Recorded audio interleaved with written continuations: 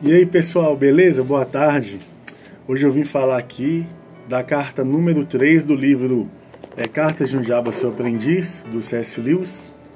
É uma carta muito interessante que fala de uma religião de faz de conta, pode ser uma religião das nuvens, uma religião que de fato não traz nada de concreto nesse mundo. E é esse tipo de religião que o Screwtape ele vai tentar colocar na cabeça do jovem que se converteu, recém-convertido. Não reparem, o olho é um acidente, né? Foi no treino hoje de jiu-jitsu, aconteceu, tomei uns pontinhos e tô bem, graças a Deus. Mas aí não tá bonito ficar vendo, né? Mas faz parte. Ô pessoal, aí essa terceira carta tem muito de autobiográfica. Eu vou contar para vocês um pouco da vida do Lewis. Lewis, ele lutou na Primeira Guerra Mundial em 1918. Ele foi soldado, onde ele fez amizade com o Padmore, é um amigo, né? E o Pad falou para Lewis que se Lewis falecesse, ele cuidaria do pai de Lewis. E Lewis também falou que se o Pad falecesse, ele cuidaria da mãe de Pad. Foi o que aconteceu.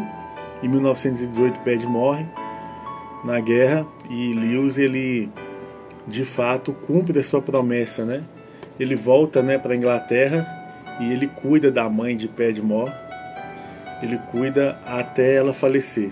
Ele a sustentou, ele foi morar com ela, a sustentou durante 30 anos. E não pensem que foi uma convivência boa, tranquila, não. Foi virtuosa, né? Foi uma virtude muito grande de Lewis. Eu creio também que Pad, né, a mãe de Pad, que é a Jane Moore, ou chamada de Minto, também se desenvolveu bastante nessa relação, né? A gente cresce nos relacionamentos mesmo. Mas foi tão complicado que Lewis, ele falou em carta, né, depois que ela faleceu, ele falou assim, olha, era uma situação ruim, mas eu só pude ver o quão ruim era depois do ocorrido, né? Que eu pude ver o quão ruim era. Tanto é que o irmão de Lewis, Warren, ele fala assim, depois de 30 anos findou a escravidão voluntária que meu irmão viveu. A verdade é que Lewis, ele cumpriu com a sua palavra, né? Como diz na Bíblia, seja sim, sim, ou não, não. O que passar disso é do maligno. E Lewis, ele cumpriu com isso durante 30 anos, ok? Então agora a gente vai para a carta mesmo, diretamente para a carta. E aí o Screwtape, né, ele está sempre sondando ali, conversando com o Ormud, né, que é o seu sobrinho, e ele fala assim, Ormud, eu fiquei satisfeito de saber o tipo de relação que o seu jovem tem com a própria mãe dele. E eu vejo algumas brechas aí, porque o nosso objetivo é levá-lo para o inferno e levar a mãe dele também. O máximo de pessoas que a gente puder levar, a gente vai levar, né? Tipo isso. E aí ele vai falar assim para o Ormud, vamos agir rápido, porque o inimigo deles, né, no caso Deus, ele tem a mania de querer fazer com que sejam coerentes a fé, não é, de seus filhos com as suas ações, né? Que haja uma coerência entre a fé e a maneira de viver, né? E provavelmente ele vai consertar essa relação do filho com a mãe, então a gente tem que agir rápido. E ele começa a dar algumas dicas para Ormud. Ele fala assim, o seu paciente, ele acha que a conversão foi algo que aconteceu puramente dentro dele, ok? Então ele está muito voltado para o seu estado de espírito, para como ele se sente por dentro. E aí a gente vai explorar isso nele, fazendo com que ele se mantenha longe dos seus deveres mais elementares nesse mundo. A gente vai fazer com que ele se volte para dentro de si o tempo todo, e ele pode agir até de maneira incoerente, melhor ainda, ele vai agir de maneira incoerente. O que importa, o que ele vai perceber, que o que importa é o seu estado de espírito. Ele está muito voltado para isso. Então, ele pode fazer orações longas, exercícios espirituais complexos.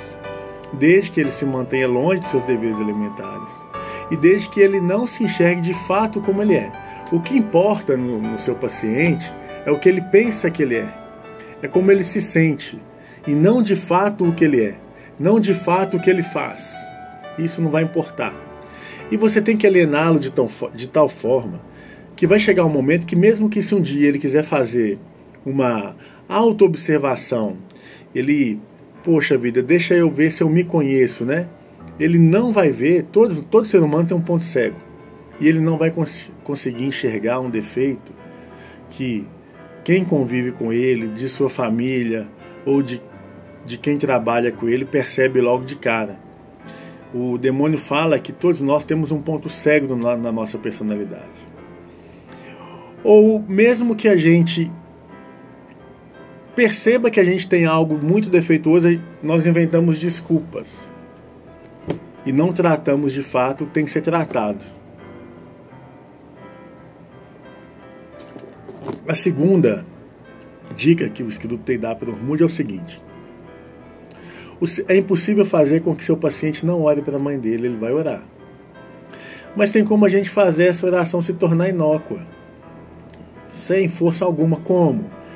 Da mesma maneira que ele se voltou para o seu lado interior e esqueceu todo o resto, faça com que ele agora se preocupe com a alma da mãe.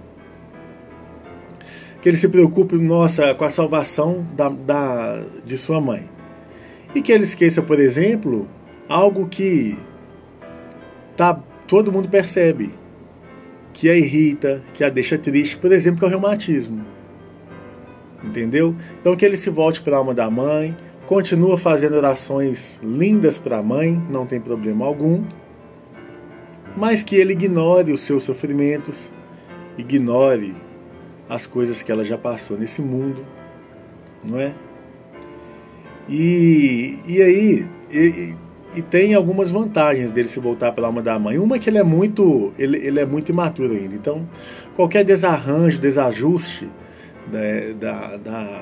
de ação da mãe, algumas manias e tal, pode ser que ele as considere como pecado. E às vezes são só desajustes. E aí vem até o farisaísmo, porque ele começa a acusar a mãe dele de algumas coisas, que não é assim, né? Os dois vão se afastando cada vez mais, e ele de joelho orando para a mãe. Mas não vai fazer diferença alguma. Ele está lá acusando, ele está lá achando que tudo é errado, ele está lá ignorando a vida dela, o passado dela, o presente, os medos que ela tem do futuro. Ele está ignorando isso tudo. Ele está totalmente voltado para a alma da mãe. Ele dá um terceiro conselho, que é o seguinte: olha, é impossível que dois seres humanos que convivam durante muitos anos não comece a ter algumas intolerâncias um com o outro. Intolerâncias bobas assim. Por exemplo, quando a mãe dele for falar algo para ele, faça que ele desconsidere tudo que ela está falando e que ele perceba outras coisas. Por exemplo, como que ela levanta a sobrancelha para falar, ou num tom de voz um pouco mais baixo, ou um pouco mais alto, ou no olhar um pouco mais sério. Que ele se volte para essas coisas e não para o que a mãe dele de fato está falando. Então, e a gente sabe como que é fácil criar uma briga com isso.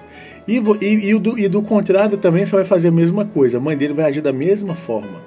De forma que quando ele falar: mãe, a janta está pronta?